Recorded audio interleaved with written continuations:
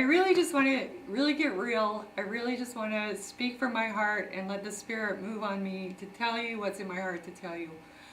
Uh, First off, you're probably wondering why I'm dressed like this in costume. Well, you know, tomorrow is Halloween, and funny thing is, we're all invited to this great masquerade party, and you probably all know what it is. It's the presidential campaign. Yeah, I'm calling it a masquerade party because we've got like two clowns that are dressed up like world leaders, parading around like they really know what they're talking about. That's why I really don't want to do another canned speech, because you probably have heard enough of those canned speeches over, you know, the last few months.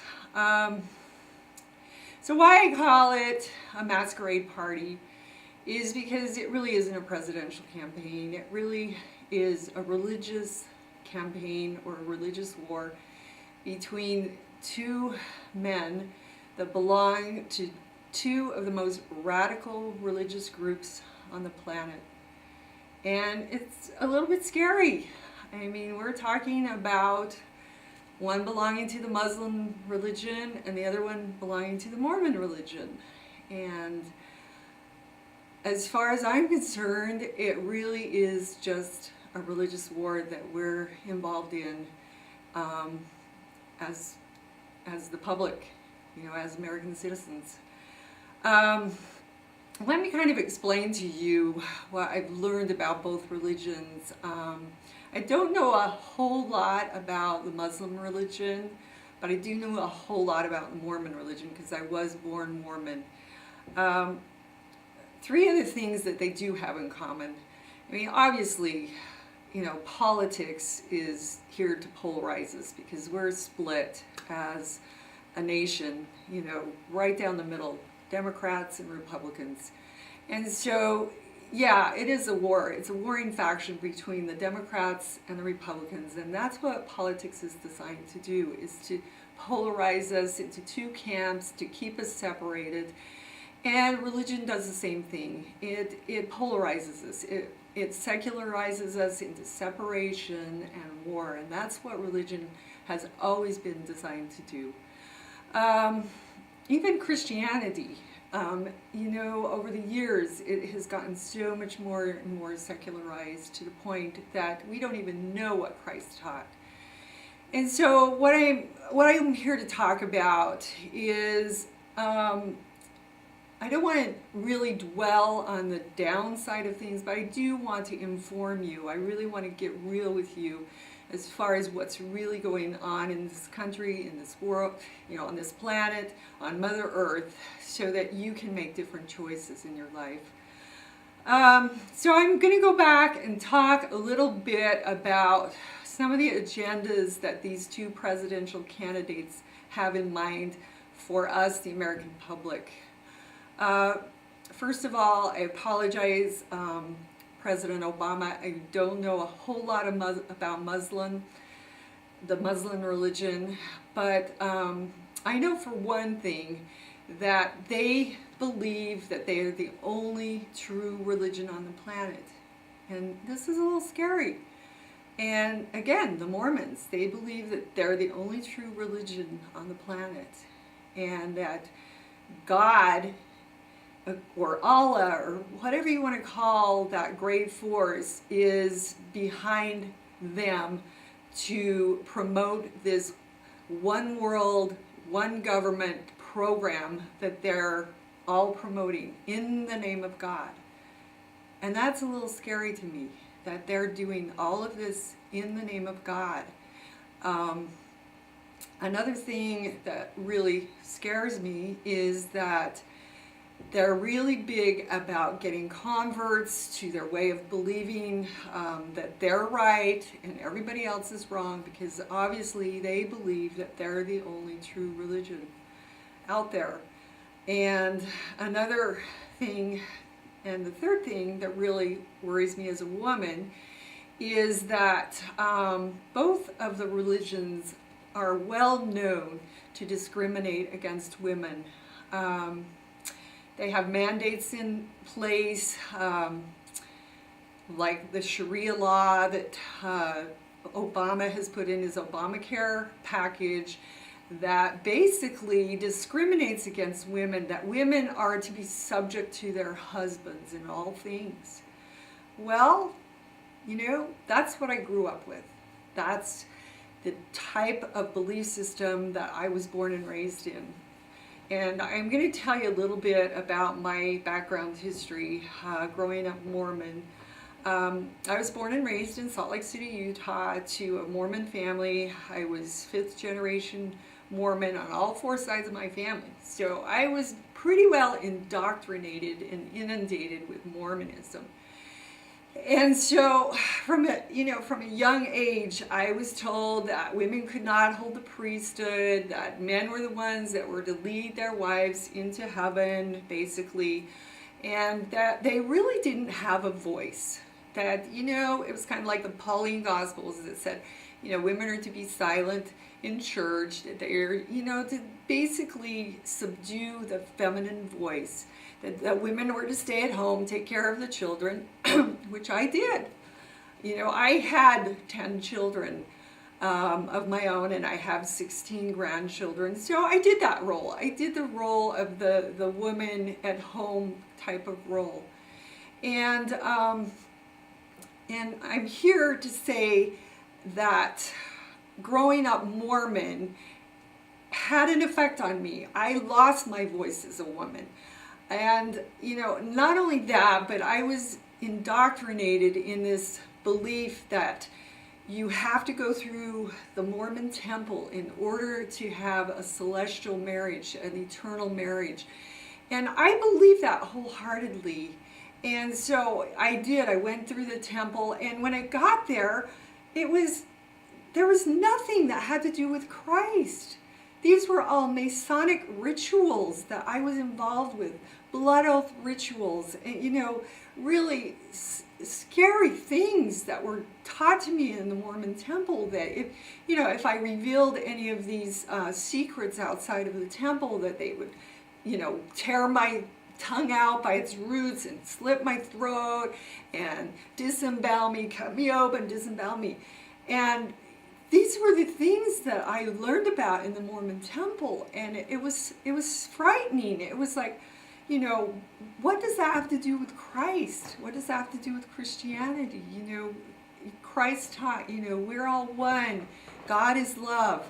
And so, I started to investigate the Mormon Church and what it was based on, and I started investigating the Book of Mormon and finding that it had no basis for reality. It has no historical basis.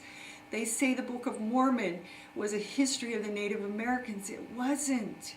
It couldn't be. There's no scientific evidence that the Book of Mormon has any validity to it.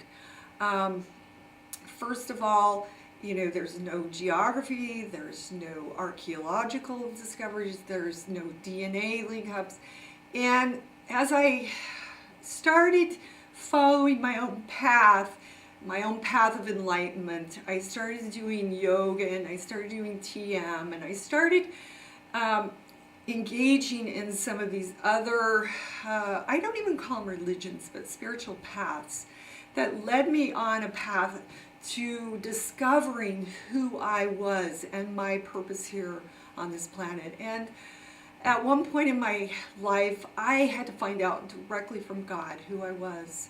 And so I went on a mountain where I lived. It was called the Higher Ground, and we called it Marriage Mountain. And I went up there and I prayed to God. I created my sacred circle, and I prayed to God. I want to know who I am and what my purpose is. And, I'm not going to go into detail about what I received because it's in all of my books that I've written. I've written 3 books that have been published: Heart Song, Heart Wide Open, and Becoming One, The Journey Towards God. And you can all download those on my website, which I will be giving you that information. But I received, it wasn't this profound vision, but this was an awakening. And it had to do with this feminine messenger that came to the Native Americans. And And she came at the same time as Christ came on the other side of the planet. And her name was the White Buffalo Woman. And she carried with her this beautiful peace pipe. And, I wish I had this peace pipe with me to hold, because it was a real artifact that she brought. She brought this to the Sioux Nation, and she brought them all of their ceremonies that they called sacred ceremonies. She brought the peace pipe ceremony and the sweat lodge ceremony and the vision quest, and there was like 7 rites that she taught them when she brought this beautiful peace pipe. And the natives believed that she came to create balance on the planet. She was a feminine energy. She was the feminine, earth-based energy that needed to balance this male energy. And, even though I so get and believe what Christ taught, I am a Gnostic Christian, and I believe that what he taught and the message he gave was of love and fellowship and acceptance and non-judgmental.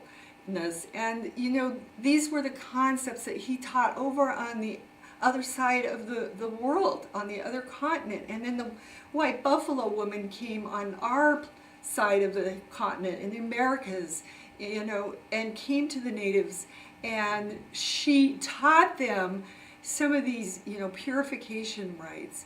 And then she left this beautiful peace pipe with them and said, in the last days, in the days of the long shadow, I will return, and I will bring all people together in oneness, in this beautiful rainbow vortex of color, because you are all my people. You are all my children. There is no separation. We are all one. We are all sentient beings on this Mother Earth planet, and we're here to have joy in our lives, to thrive, to have the beauty of the gifts that Mother Earth has provided for us. And so she left this beautiful peace pipe, and it still exists. There's a group of peace pipe carriers, they call them the pipe keepers, that keep this beautiful artifact with them. And so, and all of the treaties were said and written and spoken on this peace pipe, in the peace pipe ceremony, because the smoke from this peace pipe represented truth that went straight to heaven. And the smoke was the words that were spoken on this peace pipe that went to heaven. And I'm not going to go into all that we have done to the Native Americans. I mean, it has been abominable what we have done to this people. We have totally destroyed them as a nation, as a people, their spirituality, and we have taken their lands. We have broken every treaty that has ever been made on this peace pipe. And so, that's the downside of the story. That's our history. This is what we've done to each other. We've created wars. We've created bloodshed. We've destroyed parts of our planet. We're on the verge right now of we're coming to a crossroads. We can either go this direction and destroy ourselves as a human beings, as children of God on this planet. We have that choice to destroy ourselves, or we can take another path. We can take this path, which is the path of peace, which is the path of creating heaven on earth for everyone, where everyone can thrive, where everyone can have their needs met, where everyone can own who they are and express their purpose, their true purpose that they have been given here on this planet to express. I'd really like to read. I know I don't really want to read anything, but I want to read this quote from one of my really special friends, and I really admire the work that he did. And it kind of tells really what's going on. And it says, we're at a time now when it is necessary for us to take a real hard look at every aspect of our lives on this planet. It is necessary to know that we have the potential to destroy ourselves and are seemingly on the verge of doing so. We have to recognize that we can change that. We have to recognize that we can make a conscious choice in this matter. Since I was 12 years old, I have had a dream of a place that could bring people together, people whose only thing in common was that they were friends of mine. A few years ago, that dream began to develop. It's in Colorado in the Roaring Fork Valley, about 13 miles southwest of Aspen. It's called the WinStar Foundation or WinStar Project. First, it's a research and development center for alternative energy resources, organic gardening, and food production. WinStar is located on about 1,000 acres in a beautiful little valley. We have several teepees up which serve as dormitories for the students who come there every summer. We have a house that used to cost $800 every month to heat in the winter and which is now totally energy efficient. When we get our windmill up later this month, we will be an energy exporter in the valley. We have a new solar heating system, which we feel is the most effective heat storage system for water that has yet been developed. We do biodynamic gardening. People can come to us from wherever they live in the country and learn how to build or grow food for themselves. We hope that WinStar will become a network for similar organizations and communities all over the world. So this was a quote actually from John Denver in the East-West Journal on August of 1981. Now, I was a member of the WinStar Foundation from the get-go, and I went to all of the symposiums every year where keynote speakers would come and talk about the environment, they would talk about sustainability, they would talk about eco-villages, religion, spirituality, all of it. It was there. These symposiums were rich with information on how to create sustainability and sustainable communities. And so, since John Denver isn't with us anymore, and I love him, I love his music, I love the message that he gave to this planet. And if you really want to hear some beautiful music, listen to his later albums, because they will go right to your heart. He was very inspired. But what I have done is I have created what I call the Holy Vortex Foundation, which is to help move this vision of what John Denver had in mind of getting out of these inner cities, in this congestion, this confluence of, hate and competitiveness and, pollution and all of that these inner cities are creating on the planet, and to start moving out onto the land and moving out into more sustainable communities, sustainable environments. We really don't have a population problem. We really just have a problem with how we have put ourselves out there. It's about how we've decided to live in these cities, and we no longer are growing things for ourselves. We're no longer trying to be sustainable, but we're all on what they call this grid. We're all on this grid, what would happen, seriously, if the grid came down? What would happen? We're having right now Mother Earth making some changes and healing herself of some of the pollutions and crap that we put into her. And I believe there is going to be a shift, and the grid may collapse. And we would not be able to survive within a week. Most of the food, all of our needs would be out of the grocery stores. They would be emptied within a day.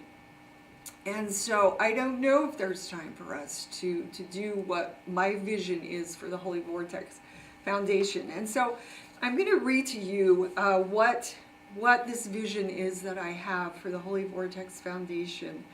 And the mission statement is the Holy Vortex offers the choice to shift from the paradigm of the unholy gridlock, which contains confusion, conflict, pain, suffering, or in other words, separation. This is what separation creates, to the Holy Vortex, which embraces peace, clarity, love, and bliss, or in other words, oneness. And actually I have a picture. Where did I put it?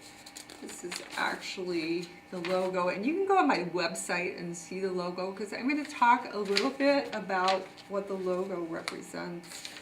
And the purpose, we all recognize the challenging contrast of our present world reality of devastation, confusion, conflict, war, disease, pain, and suffering.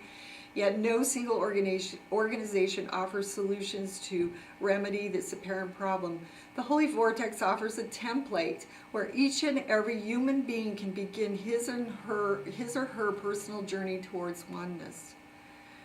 The contrast, we all witness the contrast, the separation, the religious secularization, the political polarization, the sexism, the compulsory education and healthcare laws that we're subject to, the competitive economics, the environmental exploitation, etc. And and this results into the deterioration and the disintegration of ourselves as human beings, and also of our planet Mother Earth. And if we don't change our way of life and the way we view ourselves and each other and our planet, then we will ultimately face a future of planetary annihilation, destruction, and desolation. The solution. The Holy Vortex offers a template that each and every human being can enter into, and first gain their own personal integrity and sovereignty, and secondly, connect with others to form cooperatives of integration and or intentional community. The overview. The Holy Vortex template is designed as a virtual rainbow vortex of light, hence the name Holy Vortex, as it represents wholeness or white light with all of its incremental spectrums of color. These various colors represent the various spiritual paths each of us is born into and continue to follow throughout our lifetime, represented as the primary colors on the outer circle of the vortex. The centrifugal force which pulls us from the outer circle into the inner circle and ultimately into the center of oneness are represented as spheres or levels of light. Conclusion.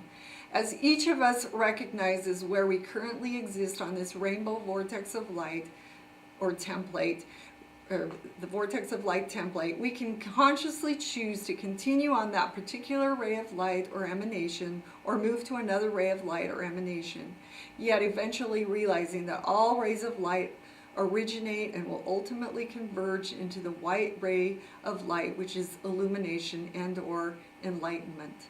From this pinnacle of enlightenment, we will ultimately recognize this absolute truth. We are all one.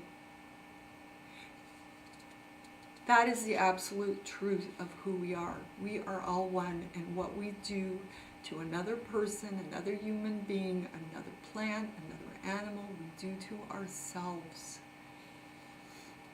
So, I'm going to tell you the name of the website so you can go and you can read all of this for yourself. It's called holyvortexfoundation.net. And like I said, you could read this vision for yourself, and it's under the vision section. When you join the Holy Vortex Foundation, you will receive a card in the mail. And this isn't exactly what it's going to look like, but you'll receive your own card. And on the card, it will say, it will have your name, claim my sovereign God-given rights to my property, my person, my privacy, my health, my sexuality, my children, my mobility, my education, my self-defense, my innocence, my occupation, my voice, my creative expression of my body, mind, and spirit, my religion, that I may worship God according to the dictates of my own conscience. I will decide how, where, and what I believe, practice, when worshiping God, as long as it does not harm others or interferes with another's form of religious worship. And so there's a war going on. I don't know if you know about it, but there is, and it's not the one we've been being told about in the Middle East. Actually, that's just a distraction and diversion for really what's going on.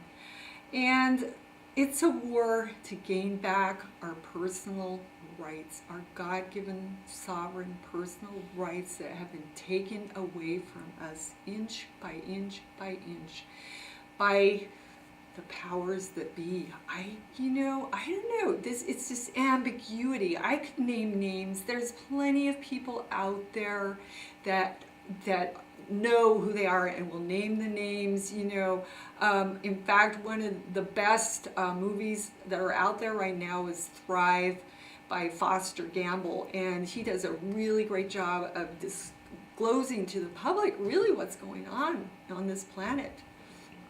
And I kind of ran up against him, to tell you the truth. I'm going to tell you a little bit about what happened to me. Like I said, I was born in Salt Lake City, Utah. I was raised LDS. And then as I became an adult, I accepted Jesus Christ as my personal Savior. And in doing so, I started researching about really who Jesus was. And I, being from a Mormon background, we're taught that, the Mormons believe that all of the religions have gone astray. There was a falling away, and that they restored the primitive church. And so in my investigation into Mormonism, I found out that was a big lie. That was a total big lie. They did not restore the primitive church. If they restored the primitive church, we would be studying the Gnostic Gospels that were actually uncovered in 1945, way before Joseph Smith ever came on the scene. I mean, way after Joseph Smith came on the scene. And if he would have known about the Gnostics, it would have been a totally different story. Because the Gnostics taught about gnosis. And gnosis means to know God for yourself. It means to have a direct connection with your Creator, your higher self, God, the Holy Spirit, the Spirit that moves in all things, whatever you want to call this energy, this unexplained phenomenon that we're all part of. And the Gnostics taught these ceremonies. They would actually, the Essenes as well, used to take people out into the water, and they were nude. They didn't have clothes on. They went out and they did this water ritual, and now we call it baptism. But they did this water ritual that helped to activate their gnosis. They call it activation of their gnosis. And as I studied this, it really started to ring true that every religion has these ceremonies and these terms that talk about this personal activation.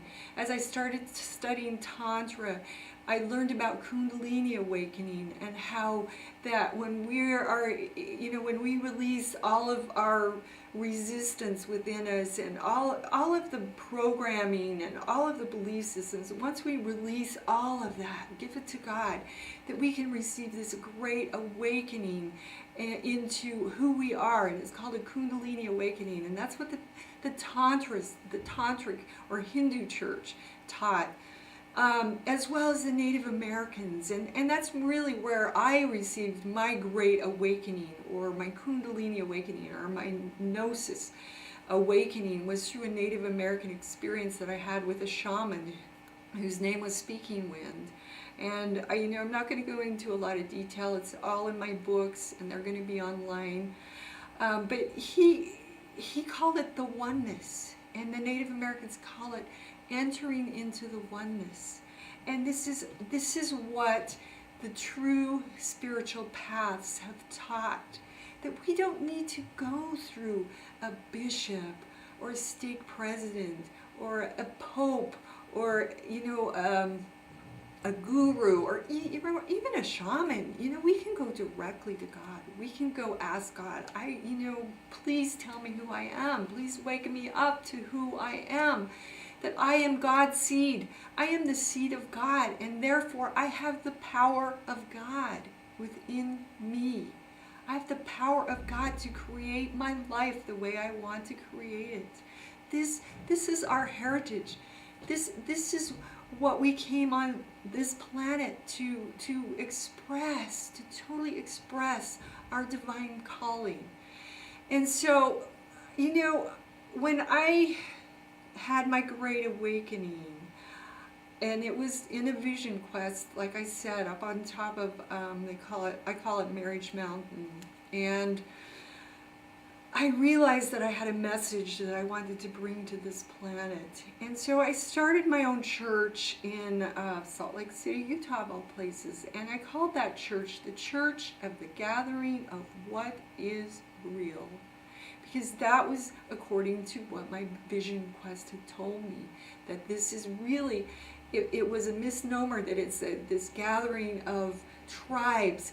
But it's really a gathering of people that see what is real, that see that the only thing real in life is the love between you and me, this heart connection that we have right here, right now, between you and me. That is the only thing real.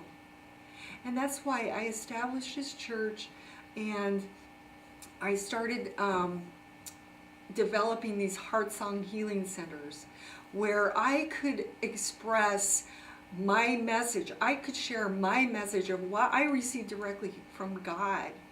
And I finally, in 2010, I had this beautiful healing center in Holiday, Utah, and it was called Heart Song Healing Center.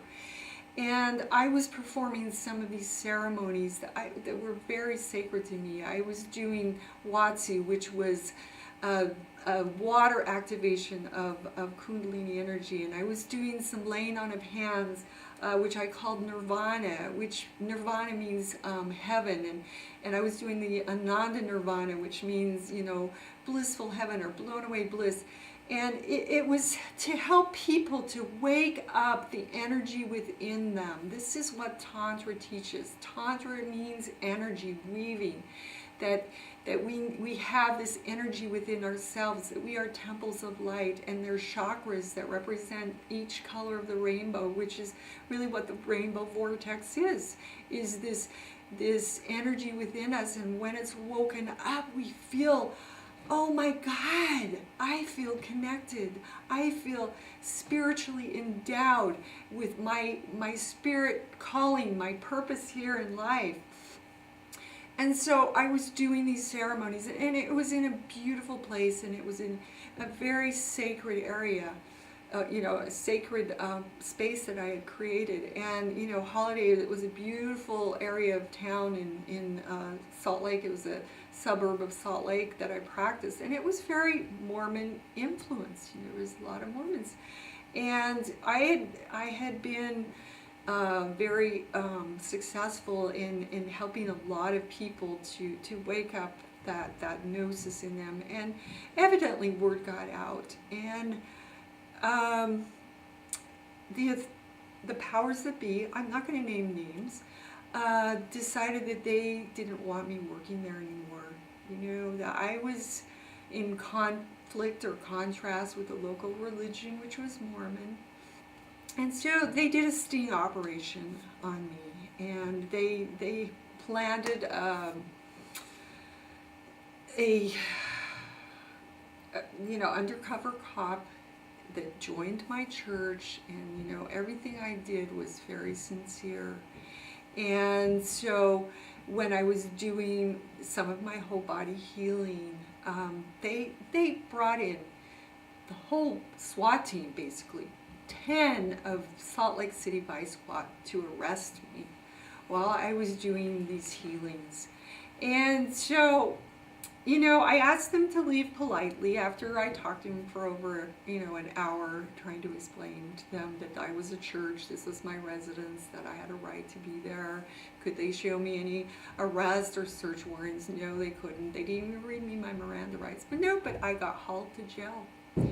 And that was clear back in 2010, and I had been fighting the Salt Lake City court system for over 2.5 years now to get my, to clear my name, clear this up. I've gone through 6 court-appointed attorneys.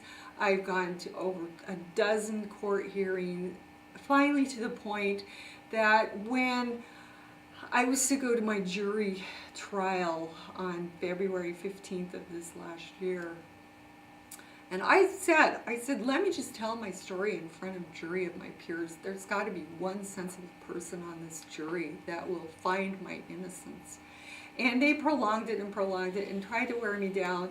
And finally I says, yeah, let's just get this jury trial, done. Let's do it. Well, the day before I was to go to this jury trial, Judge Atherton, I call her Judge Judy because she acts like and looks and acts like Judge Judy, basically waived all of my rights to any of my witnesses that I had lined up. I had a whole list of witnesses that went to my church that had, this nirvana treatment. I even had Wayne Dyer as one of my clients that probably would have come to be a witness in my behalf to, basically to validate that I was authentic in the practice that I do.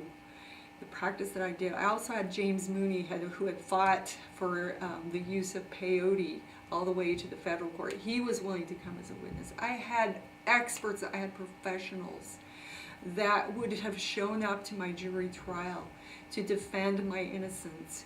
But then Judge Judy said I could not have witnesses and I could not use any of my constitutional rights to defend myself. And I said, what? I said, isn't that unconstitutional? I can't even defend myself that I was a church, that this is my religion, that this is sincere, this is my beliefs. Oh no, nope.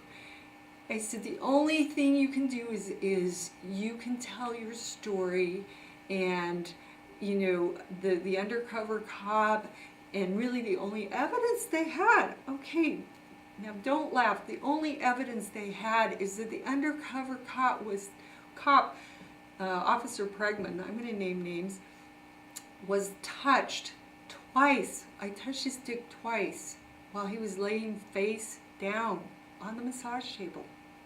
That's all the evidence they had. And I was actually being courteous and moving it out of the way so I could do this great loamy stroke that goes up the inside of the leg and comes down, and it stretches all of the attachments in the pelvis. It's a great move, and it's great to stretch all these attachments. Well, I had moved his dick twice, and that's the evidence that they had to go to court with. And so, obviously I'd been fighting this battle and it was wearing me down, and I just finally just got fed up. I says, I'm not going to go to your kangaroo court. So I left Utah and I went to California for a month and went to Maui. And by the way, before that, they actually put me in jail for 28 days when I showed up to file a motion to dismiss.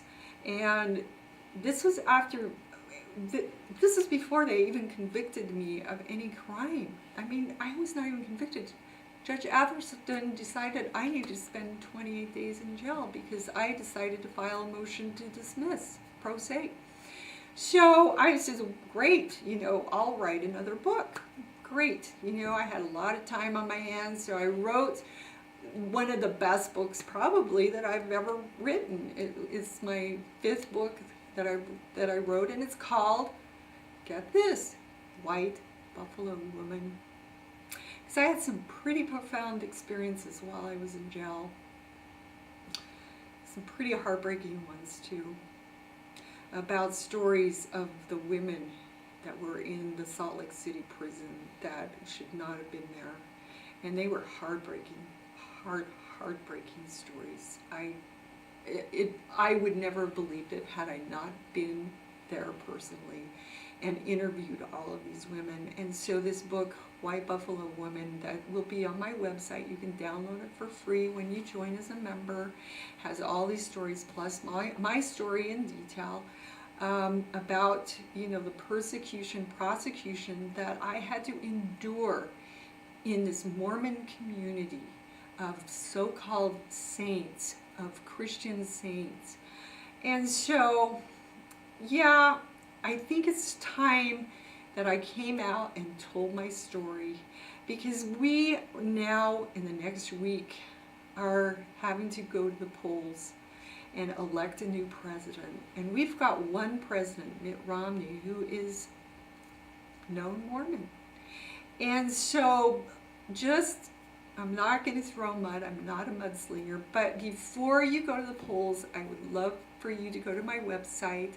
I've got all of my Heart Song newsletters. I've written almost 50 of them to my congregation. I had an internet congregation of over 500 people that I would write Heart Song newsletters to.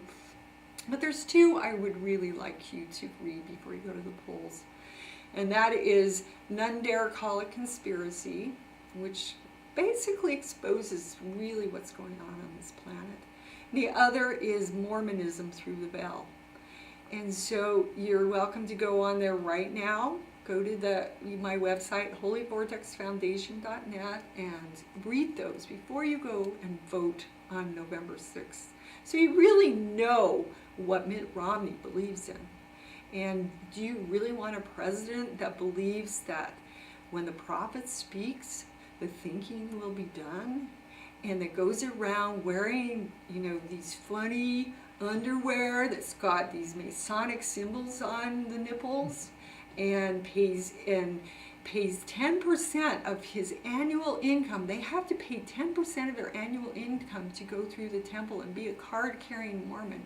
This is what Mormons believe, that if you're not a card-carrying Mormon with a temple recommend, you will not go to heaven. I mean, where does Christ tell us that we have to pay anything to go to heaven? You know, heaven is here. Heaven is within our hearts. And so, you know, enough of the mudslinging. I really don't want to go down that negative road, but there's enough people out there that will tell you the truth. Will really tell you the truth of what's going on.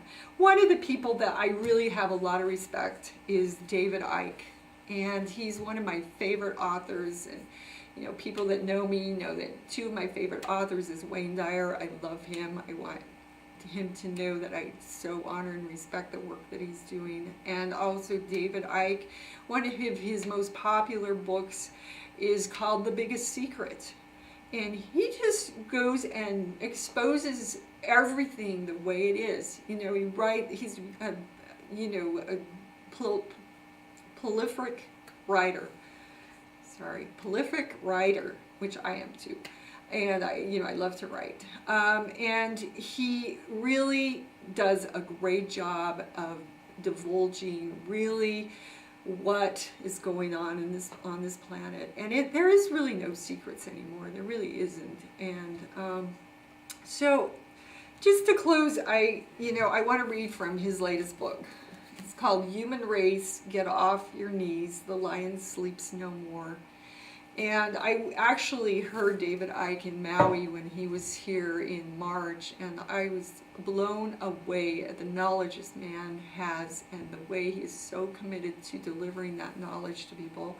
And so he actually autographed this book, and I actually got to meet with him person to person to talk to him about this whole Mormon conspiracy thing that was going on, because he's got a lot of stuff in his books about Mormonism and things that are going on underneath the temples. And again, I won't go into it. You know, read my articles, and it goes into explain. But you know, in his book, you know, a lot of it is about the history of this planet and really what's been going on. But at the very end, he comes to the conclusion that, there still is hope. There still is hope. And he says, if we start telling the truth, Mitt Romney and President Obama, I want you to hear that. Let's just start telling the truth.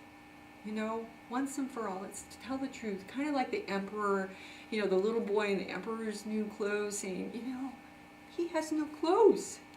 He's naked. Well, I'm not opposed to being naked. That's fine. I'm naked as a jaybird right now. But, when you're saying that you're a world leader and in your last debate, and I didn't hear all the debates, and you're saying that the only deterrent for nuclear war are more and more sanctions, then I'm saying that is bullshit. The only deterrent for nuclear war is unilateral disarmament. I am calling right now, right here, right now, for unilateral disarmament, because nuclear war is the biggest threat to our existence than anything out there. It is the biggest threat. As long as there is one live nuclear warhead on this planet, there is a threat for the total planet's annihilation. Forget global warming, forget pollution, forget, the fall of the economy or any of these disasters we're talking about, natural disasters. Nuclear war is the biggest threat. Because if we go into nuclear war, it will annihilate all life on this planet. Are you hearing me, people of Mother Earth? Are you getting this? That means no economy, no jobs, no plants, no animals, no people, no future, no planet. And it's gotten to the point that it's totally out of control. We don't need any more spending towards the military. I'm sorry, Mitt Romney. We do not need any more spending. We need less spending. We need to disarm all of our nuclear warheads right now. And I'm talking to every other country on this planet. We need to disarm nuclear war now, or we threaten our planet. We threaten our existence. And if that is the only message that you're hearing from me, the White Buffalo Woman, and I'm not being presumptuous in saying that I am. I'm just saying that there's been a lot of validations in my life showing me that this is the message I'm bringing through her. And her message is a call for peace. And if I had my peace pipe here, I would be smoking it, and I would be in a ceremony with every human being on this planet to pray for peace. And so, again, I'm going to refer to David Icke's book, and the poem that he found that he actually got this title from, The Lion Sleeps No More, and it's actually a poem by Percy Shelley, and it's only a few lines. I'm just going to read this really quick. Rise like lions after slumber in unvanquishable number. Shake your chains to earth like dew, which in sleep have fallen on you. You are many, they are few. Let me read that again. Rise like lions after slumber in unvanquishable numbers. Shake your chains to earth like dew, which in sleep had fallen on you. Ye are many, they are few. Yes, we are. We are many. We're the 99%. We are the slave race that have been controlled by this other people that have been putting us under bondage. And I know that if we join together and unite as one people for one planet, that we can choose another path. We can choose this other path. There's the right path and there's the left path. And we've been choosing the left path. So if we choose this other path, I know that we can turn this around. But we have to bind together as a people, as a conscious group of earth-loving people. And so that is why I've created this Holy Vortex Foundation, so that it gives us a format, a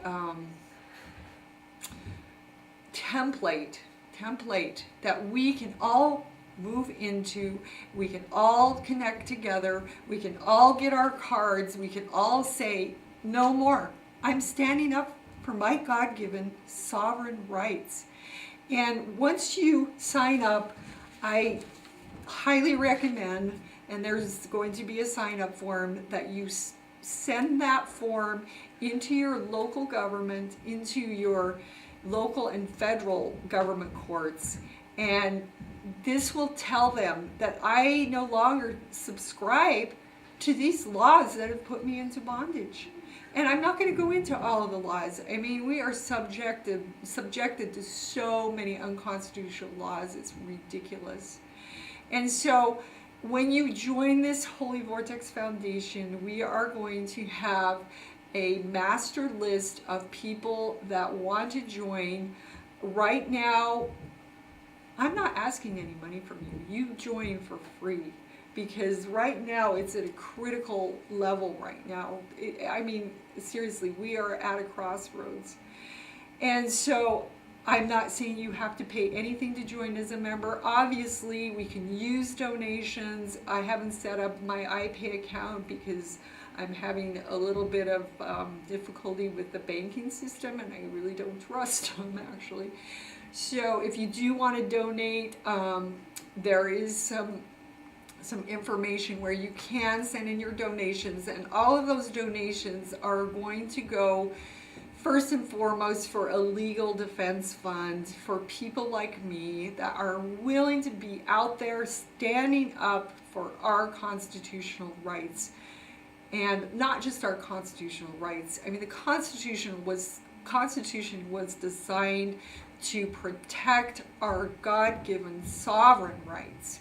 These are God-given rights. You know, I have a right to my own body. I have a right to my own person. I have a right to my own health care. I've never had insurance. I am a holistic healthcare practitioner, and I have a right to take care of my body the way I want. I have a right to have sexual relationships. Yeah, I'm going to say it. Sexual relationships with whomever I decide I get to do that with. And so this is a way that we can all come together as a people and stand up for those God-given, sovereign, innate rights that we have. You know, I'm not the only person out there that's pounding the pulpit to get people going. You know, there's the Occupy movement, you know, there's the Anonymous group. There's a lot of these groups out there that are really working towards this same idea of you know, releasing us from bondage. But I'm just saying, if you want to join this Holy Vortex Foundation and come into this vortex of light, which we all are. This is what our temple is. It's a vortex of this beautiful rainbow light. And if we take out any color of the rainbow, it's not a rainbow. So we need everyone to support that. And I think that's probably all I have to say. Let me just go over my notes.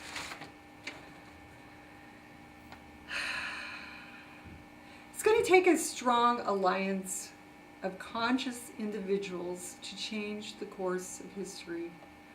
So join me in my campaign to change the course of history and save Mother Earth. That's all I really have to say, and I just think it's timely.